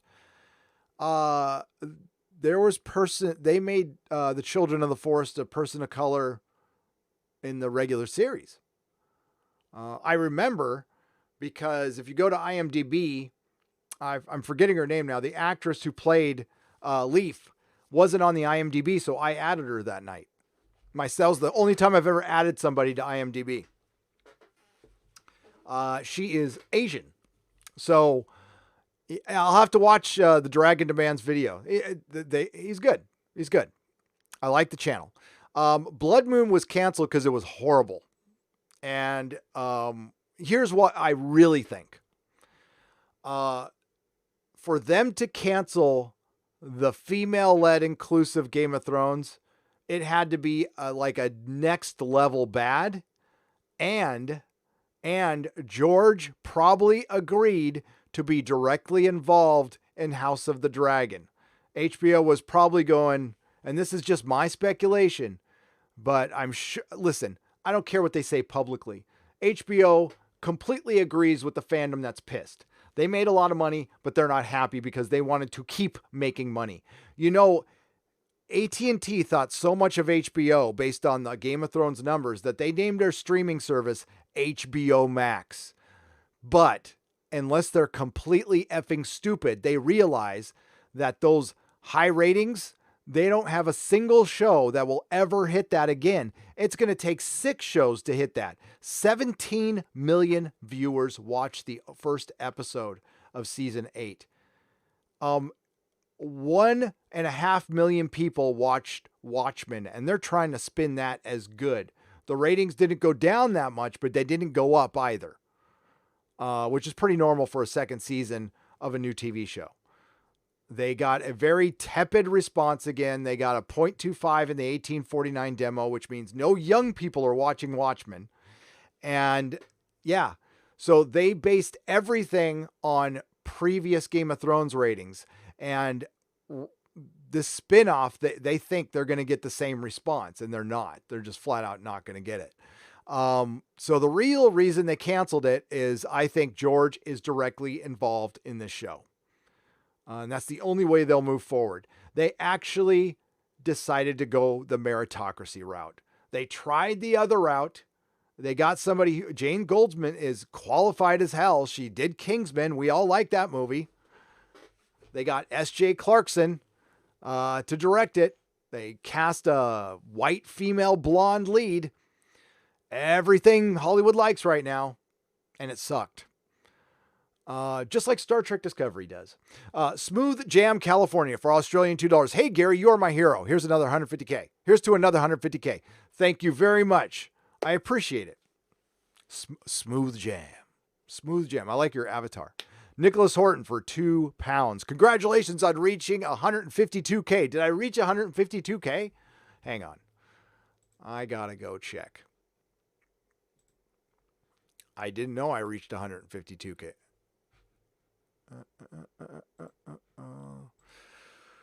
What time is it? 2:30. Okay. Yeah, I guess I did. Cool. Thanks. Wow. All right. Oh, it looks purple. It's supposed to be blue. I did that hastily. I'm going to work on that a little bit, my thumbnail. I usually don't put woke or SJW in titles for algorithmic reasons, but I mean, like, I thought it was proper at this point. I thought it was good timing. All right, real quick. John Thomas for $5. All of the garbage produced and David Weber's series Horror Harrington can't get made. A lot of stuff can't get made. As Midnight's Edge has reported, all hail Tom, Andre, and Rob over there. Love you guys. I am a huge fan of Klingon, of Conan. Not as big as Andre, but I'm a fan of Conan. And we were going to get a good, Ryan Condell was going to do a Conan series by all accounts. Now I'm going off of what Midnight's Edge said, was going to be great. And they canceled it when they brought in, they Me Too'd one of their program director at Amazon, and they brought in a female who has since been jettisoned, by the way, but she made the decision to get rid of Conan because it represents too much toxic masculinity. We can't even get the art we want. So if we want something like Conan, somebody's going to have to go make it independently. And whoever's got the rights to it, I don't know who's got the film rights. Yeah, they might want to, I mean, you might start seeing films and maybe web series and TV shows going the crowdfunding route. It's got to, I mean, that's a lot of money though. This ain't a comic book. I know there's members of, or former members of the Phantom Menace who want us to do something similar to Comicsgate and start making our own stuff. No, you can't make a TV show. You can't make a movie. We're not going to start crowdfunding millions of dollars. I won't be any part of that at all, ever. No, I mean, if you want to go do something on your own, I encourage you to do it, but I don't want to we're getting into large crowdfunding of comics. Cool. I mean, $100,000, a shitload of money. $500,000, $1 million, shitload of money. That's awesome. But that's something you can produce a great comic on $1 million, on $500,000. And that could help that industry because it's small. We cannot affect TV and film. We need to change. We need to either change it or walk away. I mean, that's it. We need to get them to change or walk away. So we vote with our wallet, which means do not buy tickets to Rise of Skywalker. If you really want change, don't buy tickets. If you want to see it out of curiosity, then wait a couple weeks or go buy a ticket to Cats or do what you need to do. That's the only way it's going to change. I mean, I don't mean to tell you what to do, but that's the only way it's going to change. I am going to see it and I'm not paying, and it's perfectly legal. I found a way. Thank you very much, John Thomas. Harrat's, 96, $2. Mary Sheffo has 12 actor credits. She's a nobody. Yeah.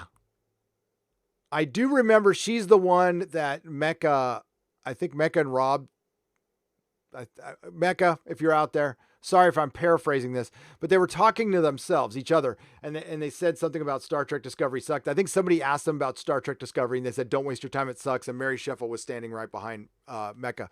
Now, Mecca, to her credit, felt bad. I wouldn't have. I'd have just gone, yeah, it's my opinion. It's what I think. Your show sucks. I'm sorry, your check still cashes, doesn't it? It does. But, you know, again, I had an actor reach out to me while I was at the con, came up and talked to me like a man, said he didn't agree with what I had to say, but he heard me, he listened to me. And that was a good conversation. That was a good conversation. I wish we could have more of that, from our creatives in Hollywood. You know, you don't have to like what I say, at all. But to go attack fans, I mean, if you want to attack an argument, I don't have a problem with that. But I usually think as a creator, you know, all that talk of punching down, if you're making millions of dollars, if you're sitting in your mansion, pontificating on how us plebes should do, screw off. But if you want to have a real conversation about our argument and the content, I'm willing to listen to that. But we don't get that from certain people. You know, the Phantom Menace is here because of Rianne Johnson, because of Kathleen Kennedy, because of Pablo Hidalgo. That's why it exists. They created it. Freddie Prinze Jr., Alfredo, or even Robert Jordan's epic Wheel of Time series. They'll probably ruin it, says John Thomas for $5. God, I hope not. You guys have been waiting for so long. There's a lot of big Robert Jordan fans out there. That book deserves as much respect as Lord of the Rings or any of them, anything else. I hope you get it. Joan of Arc 33 for $19.99. D&D should get a Truthfulness Award for shedding light on the new Hollywood trend of hiring amateurs as writers and directors to carry out major works in films and comics. The mediocrity is also apparent with Star Trek and Star Trek Discovery and Star Wars. That it is, and that's a part of this. Listen, folks, you can't get on anybody's ass for accepting a job. So if there is but in the back of their head, they're going to know they're a diversity hire, and they're going to question in the back of their head, did I get this job on my merit or did I get it because of my skin color? And that doesn't feel good. That doesn't feel good. You're not moving anything forward by doing that. You know how? Okay, there are diverse writers of all makes, shapes, and sizes out there, but Hollywood would have to look for them. They'd have to work to look for them. And I think I made it pretty clear in my last video. The people who make decisions don't like to work. They don't want to be bothered with lore or canon or finding if you really want a female writer, go find one who knows her freaking Star Trek. They exist. They're out there. You just got to take a shot at somebody, and you probably have to get your ass out of Hollywood and go look around the country, look around the world for that person. And then they should still sit next to a bunch of people who know Star Trek, and you should still pick the best one. If she happens to be the best one, great. Awesome. But what they're doing is they're hiring from within the bubble of Hollywood. They're not doing any work, and we're getting a bunch of mediocrity. And you know why they're doing it? Because it's cheaper. It's cheaper. Respect for Manchester. Keep up the good work, bro. Thank you, Robin Eaton. I appreciate it for £1.99. Hail Manchester. Atreides 001 for $5. DVD, Critical Drinker, and Gary, Ultimate Stream. What news from the Villanueva's Dune? Heard a gender swap of Yao. I'm not great with the Dune lore. Is it Yao? Yueh? Could have been worse, I guess. Yeah. I mean, if that's how you feel, I think you should. I don't think you should be gender swapping characters. You should be creating new stories, and if you want them to have more women in it, go do it. I think Dune, you're not going to get an accurate representation of Dune. That's it. You're going to get modern 2019 Dune, and you're already starting from a bad place. I mean, I'm glad they're not adapting Lord of the Rings now. The TV show, obviously they're calling it Lord of the Rings, so it's going to have to be about the One Ring, and that's going to be later Second Age. So, but really, what do you think it's going to be? Peter Davison for Australian $10. Ha ha ha ha. He just laughs. Thank you. Aeronaut for $10. Congrats on 152K. Have a little spreading around money. Thank you very much, Aeronaut, for the $10. Gunnar Renee Oy for 20 Norwegian crowns. What alien in 2019? Person of xenomorphism? A person of xenomorphism. I like that. A POX. Yes. Oh boy. Admin Grumpy Bear for $20. Here's an idea. Let's cancel all of the spin-offs and take a run at doing some original stories. New worlds, new characters, new stories. I'd be in first the line to watch. Exactly. Watch The Expanse. It is one of those things. Cesario JPN for $5. Woo! Kotaku is getting spanked by their owners for being whiny brats. And GO Media lost a 9-figure advert deal with farmers. Praise Genova. Another thing happened. I won't pull up the article, but CBR recently, an editor quit Heavy Metal. And this editor wrote this freaking manifesto saying that she was bullied by the owners. You know what the owners were asking her to do? her job. They were asking her to do her job. And part of her job was getting content from creators and making sure the creators weren't stealing content from heavy metal. If you work for heavy metal and you write for them, they're right. They own the rights to those characters. If you sign them off, that's their shit. And they just wanted to make sure that some of the creatives weren't walking off with their shit. And this editor was basically saying, well, I will side with the creator always. Well, that's good. And yeah, except for when it costs you your job. It's a big, long manifesto. She might have a gripe. I wasn't there, but it really just read like, my bosses told me to do my job and I had to do extra and I wasn't paid.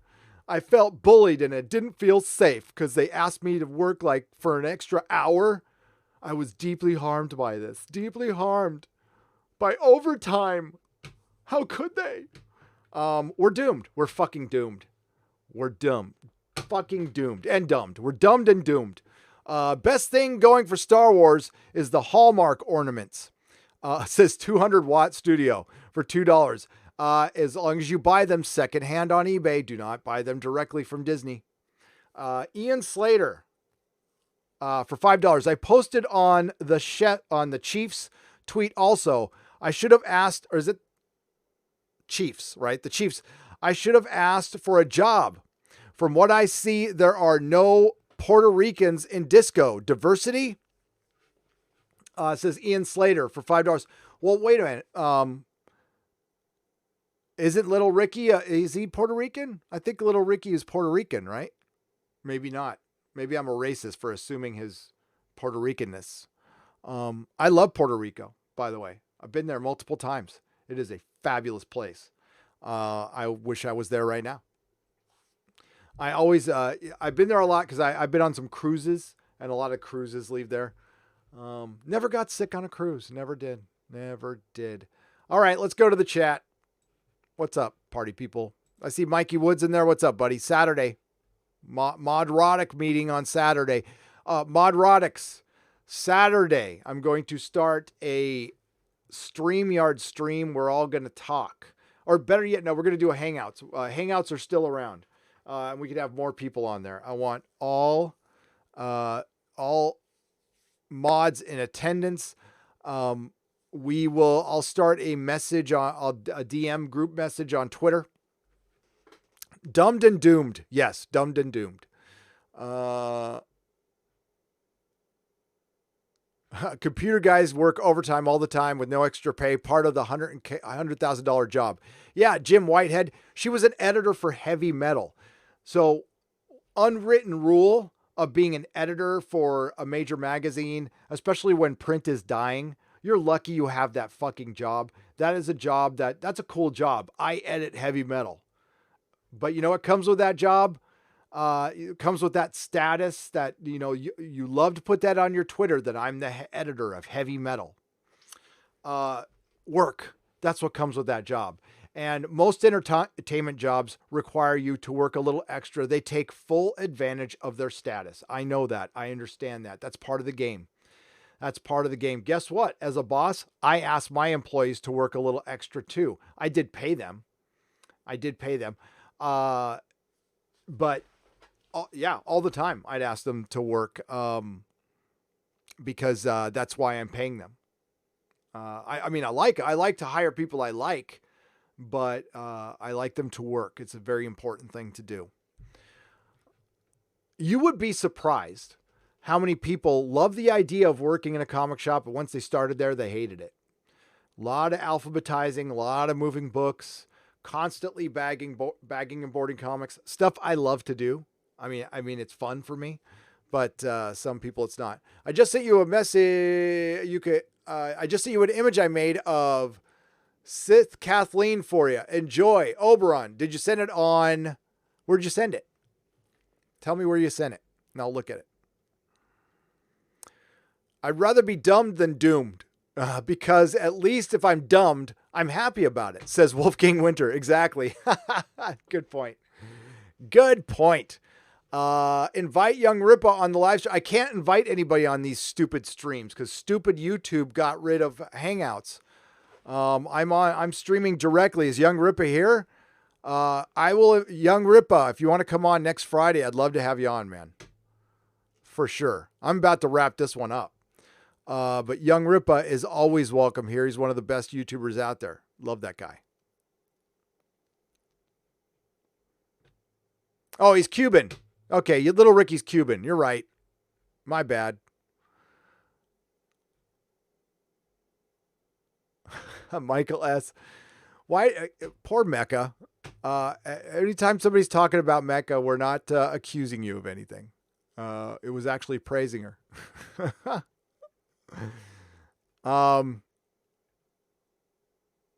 Gary equals good boss. Not everybody would agree with that, but that's okay. Thank you. It finally hit heavy metal. Yeah. Here, I'll try to find the article real quick before we go. It's everything you think. I was going to send it to your boy, Zach. I don't know if Zach I doubt he's watching my live streams, but I know he watched a couple of my videos. Zach, search CBR heavy metal editor quits. Yeah, I could see the Zach video. SJW quits job or quits because boss asks her to do her job. Or SJW triggered needs safe space because she was asked to do her job. I mean, there's something more to it than that. They were asking her to work extra and she'd already been working a bunch of extra time for no pay. But yeah, that's part of the fucking job. But this is Heavy Metal Magazine. Okay. Here it is. Oh yeah. The headline's even better. It was a bullying campaign. Whoops. Sorry, wrong one. Heavy Metal editor resigns due to alleged bullying campaign. Heavy Metal Magazine senior editor Hannah Means Shannon announced she has given her notice and plans to resign. Listen, I love this. This is how, when you hire one of these people, they can spurg out, plan to resign, and leave when they want to. And I bet you she doesn't leave. I bet you they kiss her ass. Yeah. So here's her manifesto. Oh, it's much longer than that, by the way. Anyway, hang on. That's why you don't hire these people. I don't care if they actually did something wrong. What the fuck is this? By all accounts, and I have a bunch of mutual friends with this person on Facebook. By all accounts, this is an adult. Somebody who's over the age of 30. And listen, walking away from a job, losing a job can be a very upsetting thing, especially when you have to pay rent with 5 other roommates in a city you can't afford to live in, and probably should go to one of the outskirts city where you could probably live pretty comfortably. But you need to live in that city and have that zip code on your address because status. It's all about fucking status to these people who claim to not be about that at all. Yeah, it's fucking ridiculous. Yeah, I had a very bad experience with a person at Tesla, caused me to quit. I don't blame Elon Musk or Tesla. I just said, you know what? This person's going to win this battle eventually because they're a boss and I'm not. And you know what? Fuck this. I'm out of here. Life's too short to put up with dicks. But this shit, I mean, I didn't go and write a spurgy little letter about the guy in the ponytail who pissed me off. He made me feel unsafe. Nah. Yeah, we're fucked. We're completely fucked. So there's the article. I don't want to read it. It'll piss me off. All right. So let's get to the last few super chats here. Then I got to go to the bank. It's a big day. I got to go to the bank and Home Depot. Crate and barrel if there's time. Smooth Jam California for £5. What did STD do to ruin Spock? I haven't seen any of it, but I must admit it's impressive how they made Zachary Quinto look younger than he did in Star Trek 09. Star Trek Discovery, how did they ruin Spock? The same way they ruined Luke Skywalker. So Spock has never mentioned, I'll try to keep this brief. Spock has never mentioned his stepsister, Michael Burnham. He's never mentioned her. But after Star Trek Discovery Season 2, she was integral in his life. She was the inspiration for him to become more Vulcan. And I'm not shitting you. She is the reason he doesn't smile or tear up. Or no, number one's the reason he doesn't smile as much while he's on duty. The reason he reached out for Kirk is because of Michael Burnham. She completed him as a Vulcan and as a human. She taught him empathy. He didn't learn it from his mom, and his dad was a dick. His mom, yeah, so that's what defined Spock, was Michael Burnham. He didn't mention her, but she defines him as a person. Praise Pete's, by the way. Don't watch it. Frank Palmieri for $4.99. How bad do you think AT&T will mess up DC Comics if they sell them off? Oh, shit, I was supposed to talk about that. We'll talk about that Friday with the roundtable. Hopefully they do it as one universe and don't divide the characters. I'll mention that in a second. Destiny Captain $4.99. Gary, congrats on 150. Get some coffee. I'm going to get some more when I go to the bank. Yes. Kawaii Nancy for $2. Thank you for the donation. I greatly appreciate it. Nice to see you. King Accurus for $5. Dear Gary, every time you asked me to do my job, I resented you a little more. Sincerely, your former employee. LOL. Which one? Which one are you? I'm trying to look. I can't. King Accurus. Well, I know. I don't want to say your name. I don't want to dox you, but name that starts with a J, I know is in here sometimes. And she is a her. Last time I checked. I know it's 2019, but no. I'm sorry I asked you to use do your job. And I hope you keep resenting me. No, I'm just kidding. Thanks for $5 and whatever ex-employee you are, because there was a few. I'm sure you were my favorite employee for sure. Nina Fabiano for $5. Congrats again. And here's to the next 150K. Well, thank you, Nina. I bow to you. Captain, Destiny Captain. Thank you very much. All right, real quick. AT&T is talking about farming out DC Comics. What's essentially going to happen, I believe, is, they're just going to farm out. They're not going to have their own comics department anymore, company. They're going to keep making them. They're just going to contract them out, contract the properties out. They are going to do it separately. They can make the most money that way. It's going to completely fuck everything up. The comic industry, the retailing industry, as we know it, is about to die for real. Like, it's real. It's really happening. If I owned a comic shop right now, I would be deeply concerned. And I would be looking for another job. I'd already plan B. I would definitely be into plan B. Now, my plan B would be lessening my reliance on new releases. I would become and this is, I hate to call this out, but comic shops were very easy. All you had to do was start a Diamond account and open your doors. You didn't really need to have that much inventory because that's what a lot of stores are. They're just news stores. They're just bookstores. That's not a real comic store, in my opinion. Comics Experience, the guy who bought my store, he's a bookstore. He's not really a comic store. He's more like an old school newsstand. He's got some back issues, but he doesn't sell toys. He doesn't sell any of that stuff. I was a comic store. I had back issues. I had toys. I had video games. I had couches where people could sit down. Apparently they took those away at my new store. And that's the by the way, Brian, if you're listening out there, biggest complaint I get from all of the people who right after they tell me they wish I was still there, they say they were pissed that you took away the couches. You might want to put them back and maybe more people will come in. Because I tell you what, Brian, when I had those couches there, people sat there for 4 or 5 hours and they kept buying stuff. And that wasn't even my intention. I actually liked having them there. I liked having company in there. I don't like being alone in my own store. I liked having people to talk to. Customers don't annoy me. When they ask me questions while I'm working, I answered them. I don't write big, long, diatribes on Facebook about how much I hate a customer who asked me a question while I was working. Yeah, sucks. I know those customers are lame, huh? Yeah, I had a lot of flaws. Customer service was not one of them. All right, so we'll end it there. DC Comics about to fuck up, but they're fine. They're fine.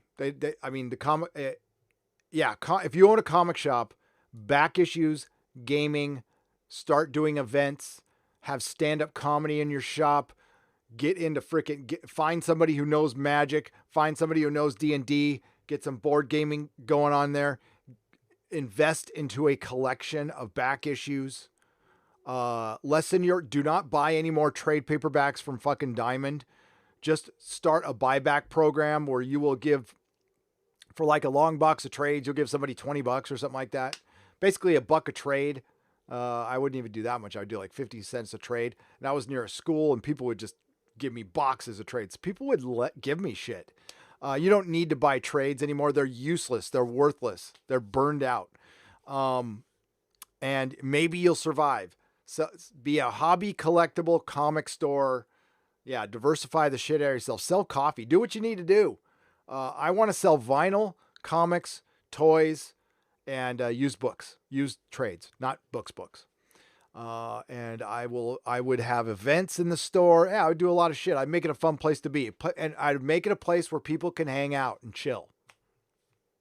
People still want to do that.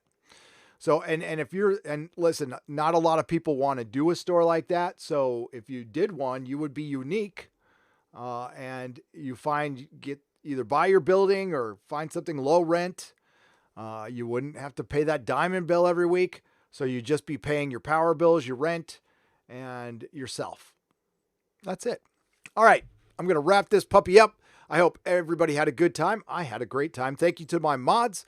Thank you to everybody who helped get me to 150,000 subs. We had almost 2,000 people watching for most of the time. So thank you very much. And I will see you on Friday for Friday Night Tights, 5 p.m. Pacific time. We will have guests confirmed as author Stephen Walton from the Phantom Menace. He will be joining us. Hopefully RK can join us. Maybe we can get John Talks or somebody else or Young Ripa.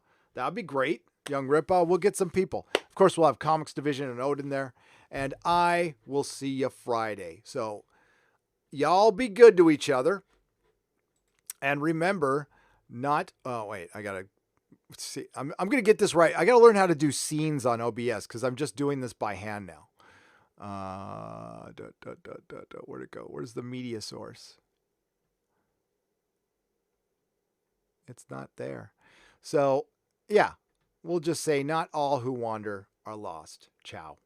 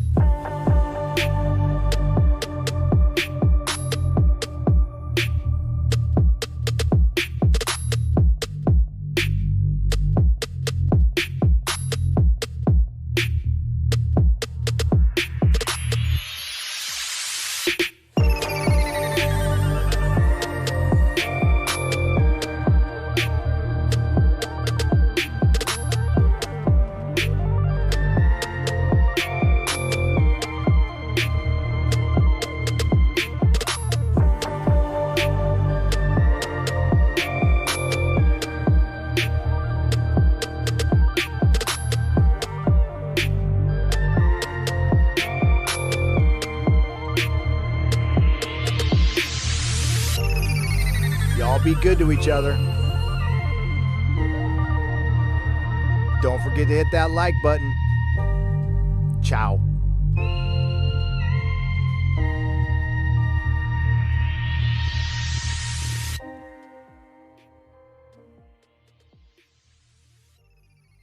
Y'all be good to each other. Don't forget to hit that like button. Ciao.